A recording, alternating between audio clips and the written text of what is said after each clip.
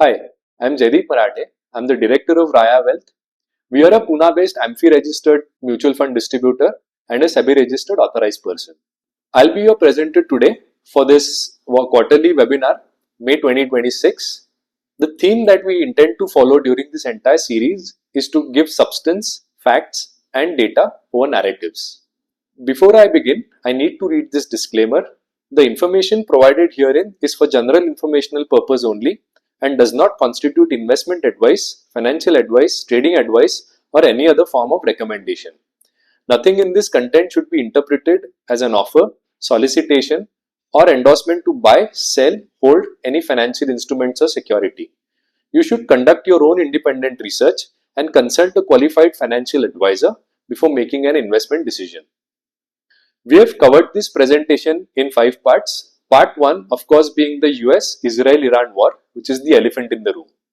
Obviously, a lot is being said and reported and misreported about this war. However, we thought we might as well cover the important aspect, which is the closure of the Strait of Hormuz. Why the closure of the Strait of Hormuz matters to the world economy is because the most important commodity of the world, that is oil and gas, the energy source or the primary energy source for the entire world, is affected.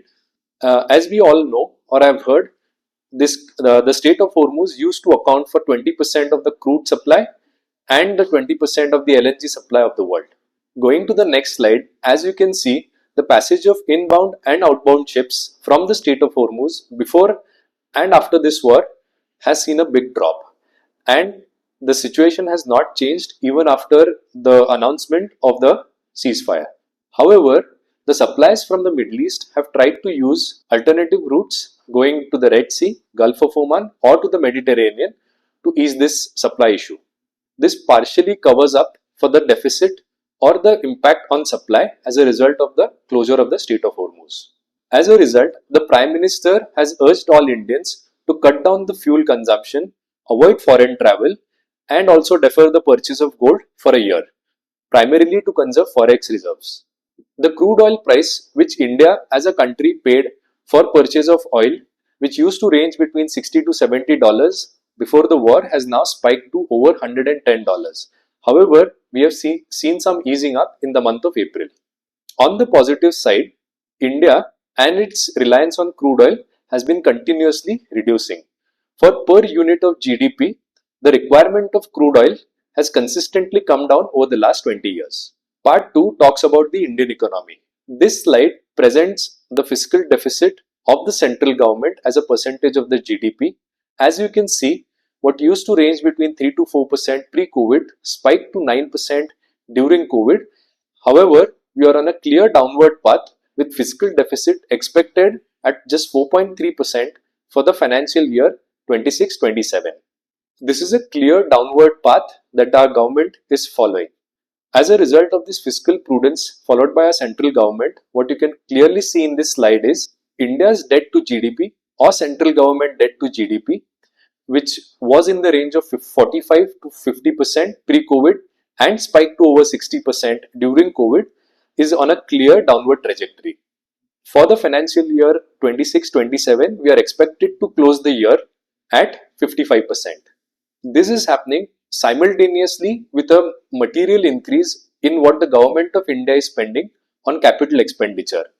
The central government used to roughly spend 5 lakh crores every year before COVID and is now expected to spend over 17 lakh crores in the fiscal year 26-27. Capital expenditure as a percentage of overall expenditure also has gone up from 20% to 30%. Capital expenditure is that amount of money that the central government spends on roads, ports, airports, and every other asset that is going to add value to our economy in the future.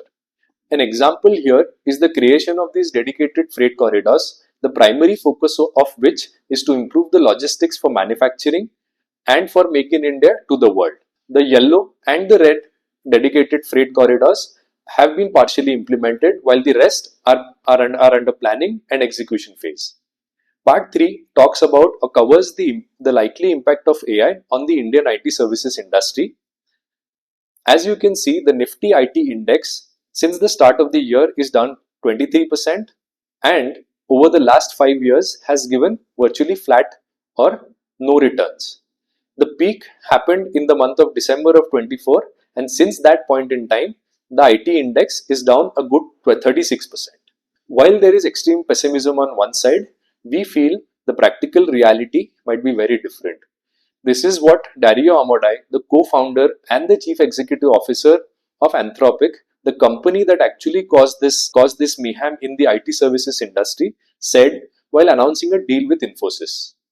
I will read out this statement that was given by the CEO of Anthropic while announcing this deal with Infosys.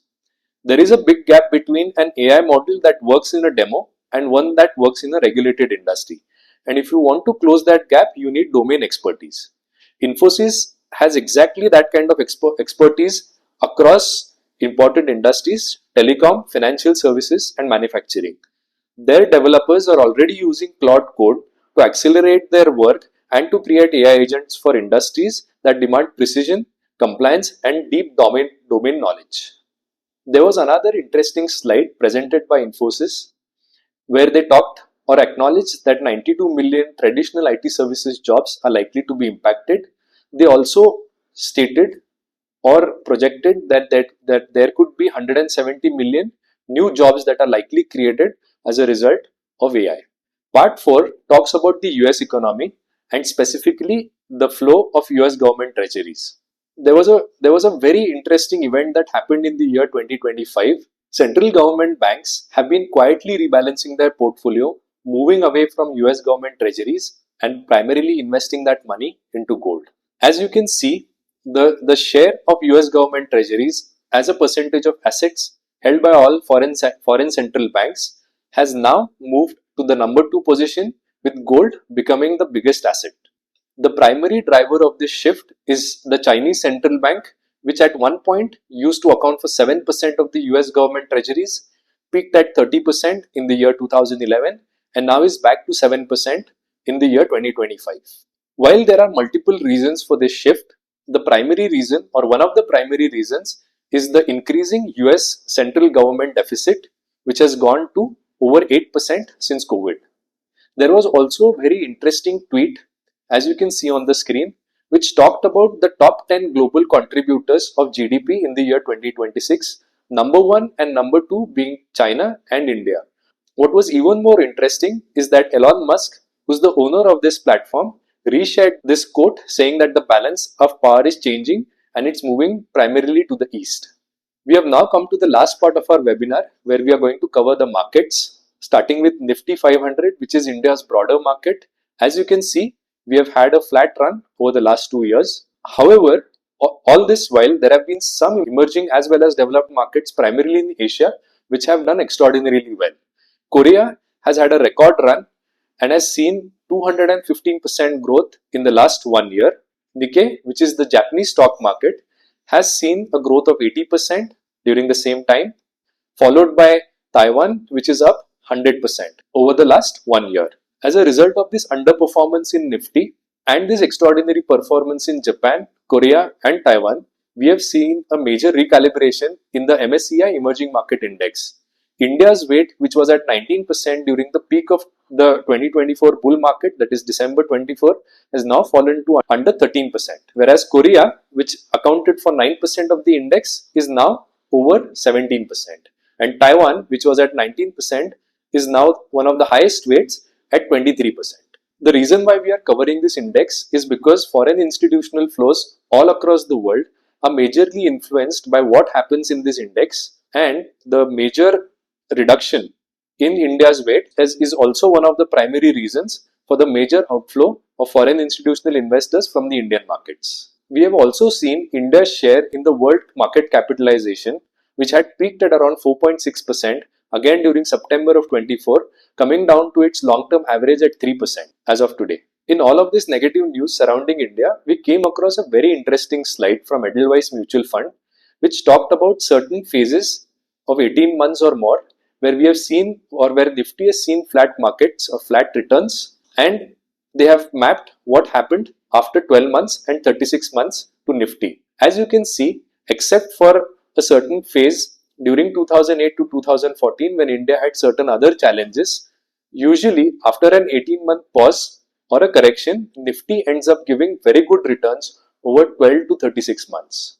Another positive are the results that are being reported by Indian companies. In this slide, we are focused on the Nifty 500, which in the quarter 3 of the previous financial year reported a median profit growth of over 16%, and of the 254 companies that have reported their numbers for quarter 4 of FY26, the median profit growth has come in at a healthy 20%.